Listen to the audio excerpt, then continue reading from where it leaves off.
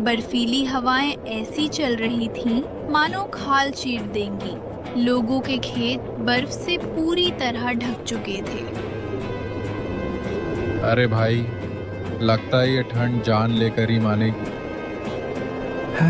हाँ गल्लू भाई, इस ठंड और कोहरे ने न केवल हमारे ऊपर असर किया है, बल्कि पशु पक्षियों पर भी उतना ही असर किया।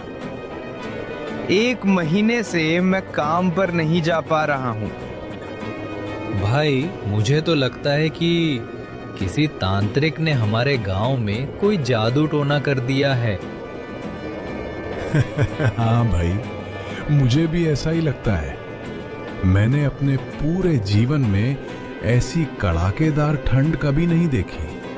चारों ओर सन्नाटा था, सिवाय मोहन की जर्जर झोपड़ी के। तांडव मच रहा था। छत की दरारों से बर्फीला पानी टपक टपक कर फर्श को कीचड़ बना रहा था। इस झोपड़ी में मोहन, उसकी पत्नी सीमा, 8 साल का बेटा गोलू और उसके बूढ़े पिताजी रहते थे। झोपड़ी के कोने में कांपते हुए बूढ़े शंकर लाल ने धीमी आवाज में कहा, बहू, ओ बहू,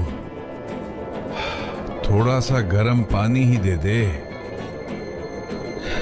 कल दोपहर से पेट में अन्न का एक दाना भी नहीं गया। ये जानलेवा ठंड तो मेरी बूढ़ी हड्डियों को गला रही है। सीमा, जो खुद ठंड से नीली पड़ चुकी थी, एक फटे पुराने कंबल में अपने 8 साल के बेटे गोलू को छाती से चिपकाए बैठी थी, चिल्लाई, कहाँ से लाऊं गर्म पानी बाबूजी? जलाने के लिए एक सूखी लकड़ी तक नहीं बची है। आपके इस नालायक बेटे ने हमारी जिंदगी शमशान बना दी है। न जाने कौन से पाप किए थे मैंने जो इस निकम्मे के पल्ले पड़ी। मोहन चुपचाप दीवार से टिका सब सुन रहा था। उसकी आंखों में बेबसी के आंसू बहने लगते हैं। देखो इसे, मूर्ति बना खड़ा है। बाहर देखो, प्रलय आया है और घर में चूल्हा ठंडा पड़ा है। घर में खाने के लिए अन्न का एक दाना तक नहीं है। गोलू भूख से बेहाल है, पर इसके कान पर जू तक नहीं रेंगती। सीमा, क्या करूं? फसल बर्फ में दब गई, मजदूरी मिल नहीं पा रही। मैं कोशिश तो कर रहा हूं ना। कोशिश? तुम्हारी कोशिशों से पेट नहीं भरता मोहन। अगर तुम मुझे कमाकर 2 वक्त की रोटी भी नहीं खिला सकते, तो फिर मुझसे शादी ही क्यों किया?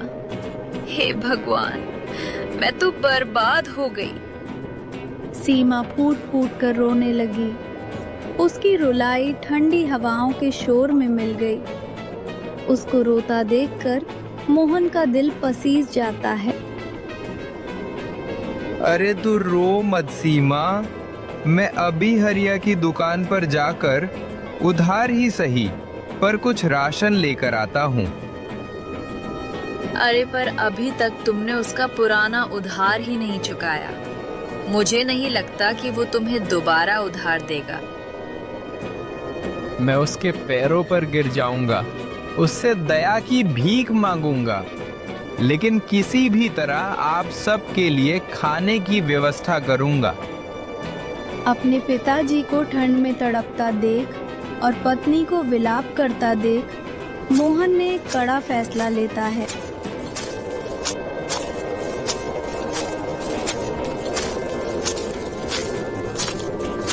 उसने अपना फटा पुराना कंबल ओढ़ा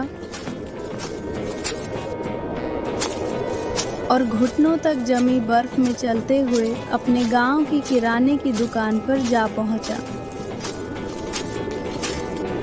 हरिया की दुकान के सामने लोग आग जलाकर अपने आप को इस ठंड के प्रकोप से बचा रहे थे। मोहन भी अलाव के पास खड़ा होकर हाथ सेकने लगता है।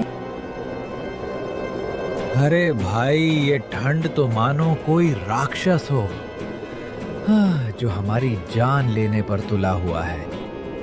कह तो तू सही रहा है भाई। कल से मेरी गाय बीमार पड़ी है, ना तो चारा खाती है और ना ही ठीक से पानी पी रही है। भाई, मेरी समस्या भी तुम लोगों की तरह ही है। कल से पेट में अन्न का एक दाना भी नहीं गया। इस भयंकर ठंड में समझ नहीं आ रहा है क्या करूं। हरिया भाई, मुझे थोड़ा सा राशन दे दो। घर में खाने के लिए एक दाना भी नहीं बचा है। पहले पैसे लाओ। तुमने अभी तक मेरे पिछले उधार के पैसे ही नहीं दिए। मैंने कोई धर्मशाला नहीं खोल रखा है जब मुंह उठा के चले आते हो। हरिया भाई, मैं कुछ दिन में मजदूरी करके तुम्हारे सारे पैसे चुका दूंगा। अभी मेरे घर की हालत बहुत खराब चल रही है। हमने कल से कुछ भी नहीं खाया है। इस जानलेवा ठंड और कोहरे ने मेरी सारी फसल खराब कर दी है। ऊपर से मुझे कोई काम भी नहीं मिल रहा। मैं ये सब कुछ नहीं जानता। अब मैंने उधार देना बंद कर दिया है। अगर तुझे राशन चाहिए तो पहले पैसे लेकर आ। मोहन वहां से निराश होकर लौट आता है। एक काम करता हूँ, जमींदार के पास जाकर मदद मांगता हूँ। शायद कुछ मदद मिल जाए।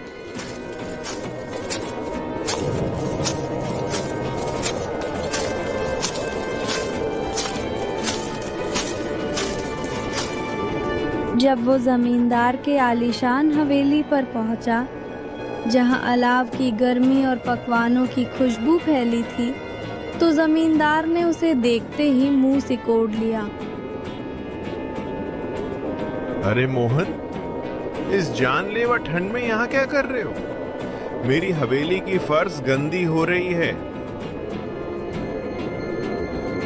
जमींदार जी, बड़ी मुसीबत में हूँ। घर में पिताजी बीमार है, बच्चा भूखा है और ऊपर से पत्नी ने दम बिगाड़ कर रखा है। अगर आप मुझे कुछ पैसे कर्ज में दे दो तो हम इस जाड़े में मरने से बच जाएंगे। कर्ज? तुम आज तक मेरा पिछला कर्ज नहीं चुका पाए। मैं कोई धर्मशाला नहीं चला रहा। कोई काम धंधा क्यों नहीं करते? हर बार मदद के लिए चले आते हो। जाओ यहां से। मुझे अपने परिवार की फिक्र है, तुम्हारी नहीं। मोहन की आंखों के सामने अंधेरा छा जाता है। इसका मतलब आप मेरी मदद नहीं करोगे? बिल्कुल नहीं। और आइंदा